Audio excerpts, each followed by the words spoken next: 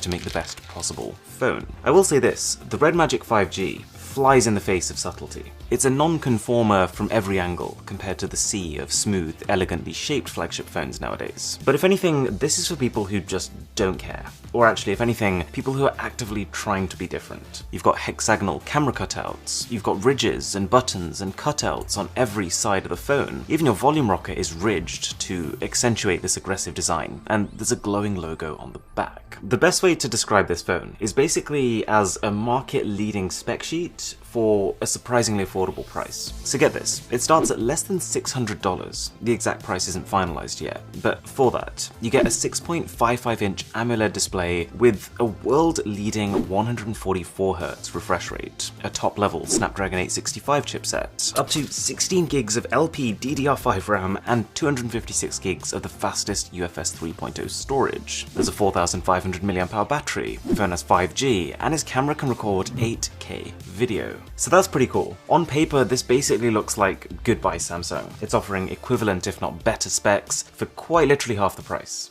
I kinda wish I was spec'd that well. And there's actually more cool stuff that isn't immediately obvious from the spec sheet. A cracking set of stereo speakers, one on the front and one on the bottom. You've got a headphone jack, which is a rarity these days. And get this, a liquid cooling system assisted by a physical fan inside the phone. So these sort of grills you see on the side, they're actually exhausts so that cold air can enter and hot air can leave. So would I swap my $1,400 Galaxy S20 Ultra phone to use it? Well, if my primary objective with my phone was gaming, then yeah, I probably would. First of all, this isn't just a case of let's throw everything into one phone and hope it works. The performance of the Red Magic speaks for itself. To give you an idea, on Antutu benchmark, while my Samsung scores a solid 500,000, this phone has the highest benchmark score I've ever seen, borderline 600,000. And while my phone, and a lot of phones, they'll start to kind of throttle their performance as they overheat, the Red Magic didn't. I mean, this is a phone that is built for sustained performance. But I will say, this fan, the one on the inside, can make quite the racket. Let me show you. So this is what it sounds like when you flick the switch and turn it into gaming mode.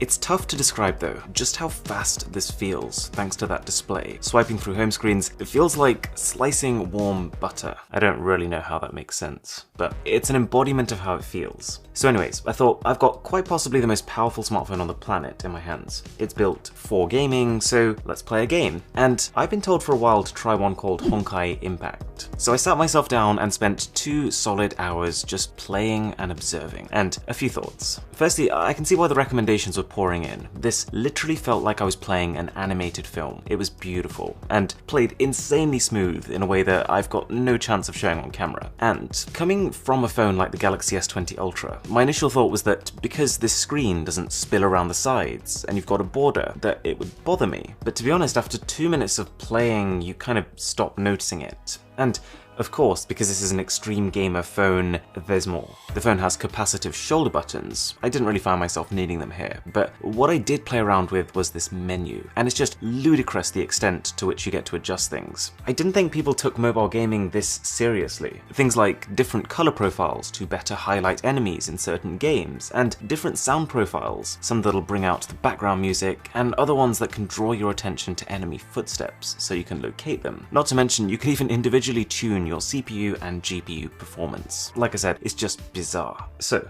based on my time with it, would I recommend this phone to gamers? Yes. Is this the perfect phone that everyone should just drop what they're doing right now, run out and buy? Probably not. But I almost think with the right software, it could be. There's obviously a bunch of minor hardware things missing, things like wireless charging and an IP68 water and dust resistance rating, but the biggest problems I had with the phone were actually all software related, and to be honest, that's a good position to be in. For example, just the general software appearance. This user interface looks dated, kind of what people would have thought was cool 10 years ago, but credit where due, the phone has a sick charging animation, which actually changes based on whether or not the fan is spinning, but like no camera app should ever look like this. Or just the camera itself. And let me be very clear, this is actually a perfectly good quality 64 megapixel camera. The hardware is there, and you can shoot genuinely usable 8K video from it. Like this shot right here, I could crop all the way in and it's still sharp.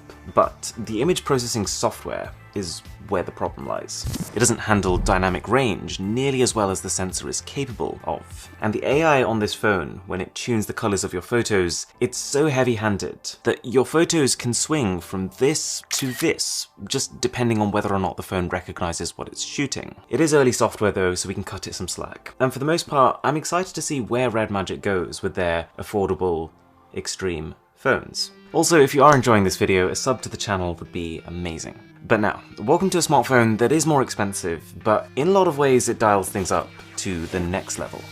This is the Black Shark 3 Pro, and as well as the phone, the company sent the additional accessories that you could buy separately. I feel like I'm unboxing medical equipment here. So, there's a not Joy-Con, a controller for the phone, a European charging brick, because I'm assuming the phone's box has an American one. You've got the grip that allows you to attach the not Joy-Con onto, and a USB-C charging cable, and this is cool. They call this the Fun Cooler, which I thought was pretty hilarious considering it looks like anything but a piece of equipment that's messing around.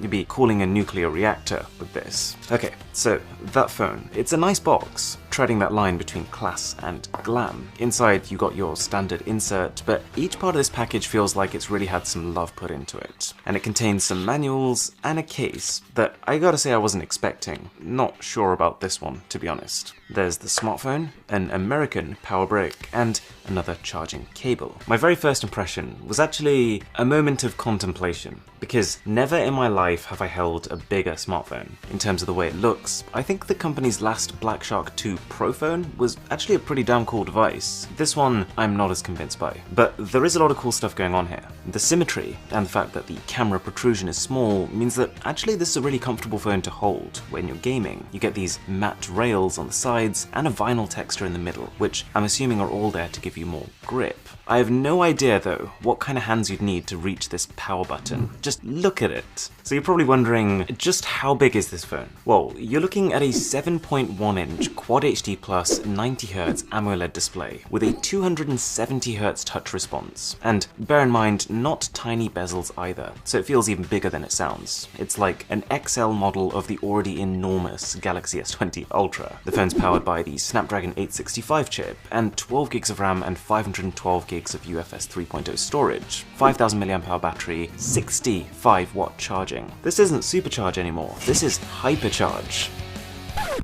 I just love these smartphone marketing terms. There's dual front-facing stereo speakers, a headphone jack again, we're on a roll here, and one of the most surprising features, physical shoulder buttons. You play a game, they apparate into view, and then the second you leave, they disappear. They even automatically retract if you drop your phone, so yeah, it works. It's so cool. Plus, I think they've pulled off the whole gaming look well. It's still clear you're holding a gamer phone, but the software doesn't feel in your face and obnoxious. And even though this isn't a 144Hz display, it still feels so fast. Like, you get this subtle reassurance that nothing could ever challenge it. And one thing I noticed pretty early on was how much I liked this display. Like, having a 7.1-inch screen comes with its own set of very real compromises, but this almost made me want to try and look past them. It's got a certain level of clarity, and when you're watching videos, even if they were filmed at 25 frames per second, it can upgrade them to 90. So I can sit here watching back my own videos that were filmed at 24, and they'll actually look better than when I recorded them.